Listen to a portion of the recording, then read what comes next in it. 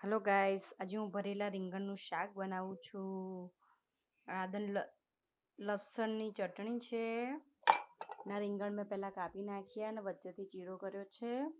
લાલ મરચું નાખી મરચું ને લસણની ચટણી. આ ચણાનો લોટ છે થોડો અંદર અને સિંગદાણાનો ભૂકો પણ છે. ગરમ મસાલો નાખ્યો. હળદર નાખી,